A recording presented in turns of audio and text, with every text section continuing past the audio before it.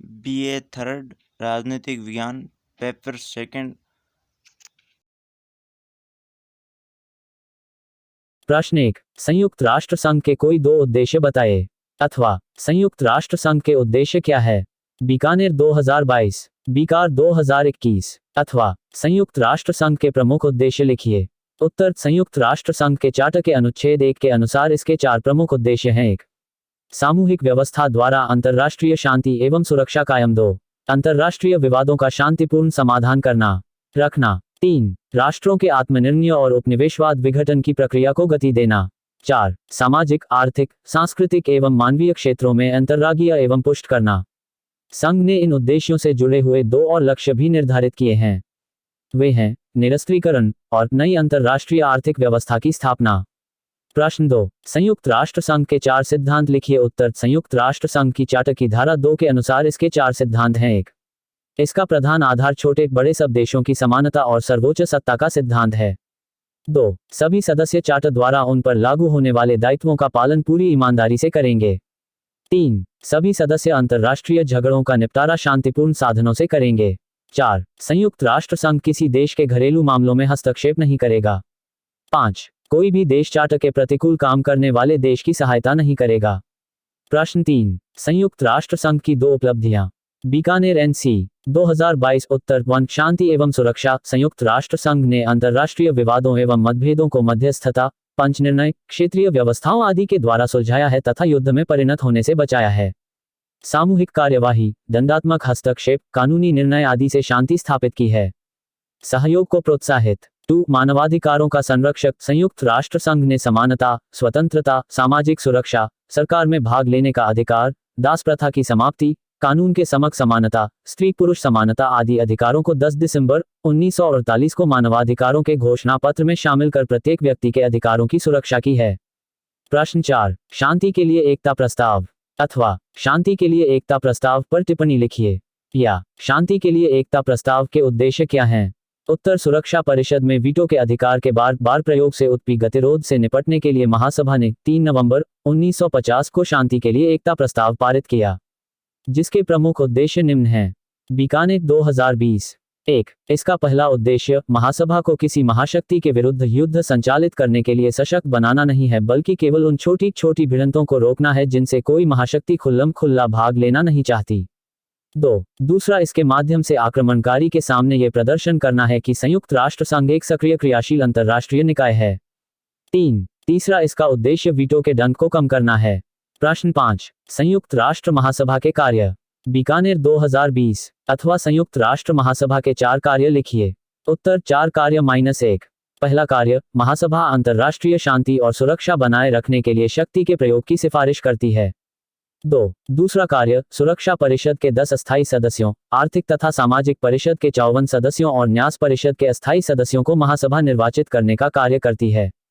3, महासभा सुरक्षा परिषद एवं संयुक्त राष्ट्र संघ के अन्य अंगों से वार्षिक और विशिष्ट प्रतिवेदन प्राप्त करती है तथा उन पर विचार विमर्श करती है।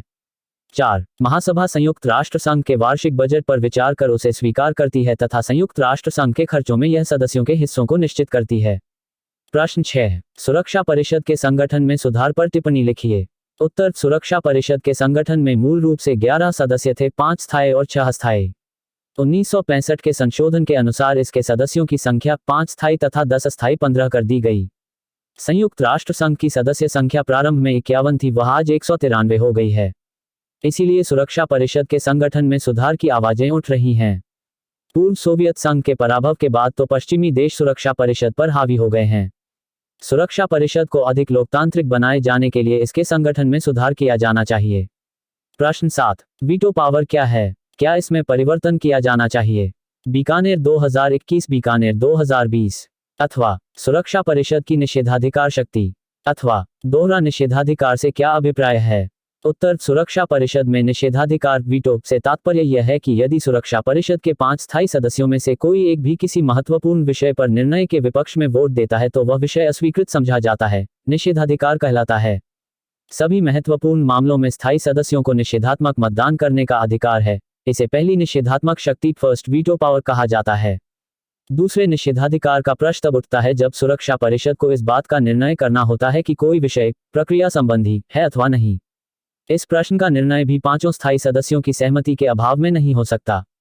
चूंकि यह विधिक प्रश्न नहीं है, अतः इसे दूसरी निषेधात्मक शक्ति साउंड वीटो पावर कहा जाता है।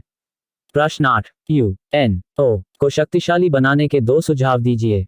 उत्तर 2 सुझाव 1, विश्वव्यापी सदस्यता। यूएनओ को शक्तिशाली करने हेतु विश्व के सभी प्रमुख वर्गों का सुझाव है कि नए राष्ट्रों को संयुक्त राष्ट्र की सदस्यता न करने के संदर्भ में निषेधाधिकार के प्रयोग को समाप्त कर दिया जाना चाहिए। 2, वीटो व्यवस्था में समुचित संशोधन। यूएनओ की शक्तिशाली बने हेतु सुझाव दिया जाता है कि वीटो के कारण ही सुरक्षा परिषद शांति और सुरक्षा स्थापित करने के उत्तरदायित्व को पूरा करने में असमर्थ रही है।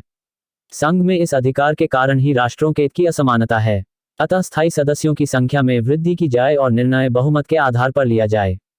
प्रश्न 9, यूएनओ की आंशिक असफलता के 2 कारण बताइए। उत्तर आंशिक असफलता के 2 कारण। 1, राष्ट्रों की गुटबंदी। संयुक्त राष्ट्र के जन्म के साथ ही विश्व रोगों में विभक्त हो गया था, साम्यवादी और पूंजीवादी गुट। राष्ट्रों की इस गुटबंदी का प्रभाव कत राष्ट्र के निर्णयों को प्रभावित करता है। सुरक्षा परिषद में बार बार वीटो का प्रयोग इसी गुटबंदी का परिणाम है। 3, 2 महाशक्तियों की साम्राज्यवादी मनोवृत्ति। संयुक्त राष्ट्र की सफलता में ब्रिटेन, फ्रांस आदि साम्राज्यवादी देशों की स्वार्थ नीति बाधा उत्पन्न करती रही। हंगरी, चेकोस्लोवाकिया तथा अफगानिस्तान में संघ की असफलता का कारण सोवियत संघ की आक्रामक कार्यवाहियां रहीं। प्रश्न 10, अंतर्राष्ट्रीय न्यायालय पर एक टिप्पणी लिखिए। उत्तर अंतर्राष्ट्रीय न्यायालय। अंतर्राष्ट्रीय न्यायालय संयुक्त राष्ट्र संघ की प्रमुख कानूनी संस्था है। ये कानून से संबंध रखने वाले प्रश्नों पर ही विचार करता है। संयुक्त राष्ट्र संघ के चार्टर में 92 से 96 तक के अनुच्छेदों में अंतर्राष्ट्रीय न्यायालय का विधान है। अंतर्राष्ट्रीय न्यायालय की स्थापना हेग में 3 अप्रैल 1946 को हुई थी। अंतर्राष्ट्रीय न्यायालय के संविधान में 70 अनुच्छेद हैं। इसमें न्यायालय के अधिकार क्षेत्र, कार्य संचालन नियम आदि बातें दी गई हैं।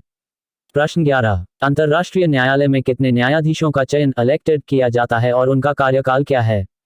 बीकानेर एनसी 2021। उत्तर संयुक्त राष्ट्र संघ के चार्टर की धारा 92 के अनुसार अंतर्राष्ट्रीय न्याय के लिए न्याय के अंतर्राष्ट्रीय न्यायालय का गठन हुआ। इसकी स्थापना 3 अप्रैल 1946 हेग, नीदरलैंड में की गई थी। इसमें कुल 15 न्यायाधीशों का चयन किया जाता है। ये न्यायाधीश अपने में से ही एक सभापति तथा उपसभापति को 3 वर्ष के लिए चुनते हैं। न्यायाधीशों का चुनाव सुरक्षा परिषद तथा महासभा द्वारा 9 वर्ष के लिए किया जाता है। प्रत्येक 3 वर्ष बाद 1/3 न्यायाधीश सेवानिवृत्त हो जाते हैं और उनके स्थान पर नए न्यायाधीशों को निर्वाचित कर लिया जाता है। न्यायाधीशों का चयन जाति भेद, रंग भेद तथा धर्म भेद के आधार पर न होकर योग्यता के आधार पर होता है। ये व्यक्ति अपने राष्ट्र में विधिवेता के रूप में ख्याति पा चुके होते हैं और अंतर्राष्ट्रीय कानून के विशेषज्ञ मान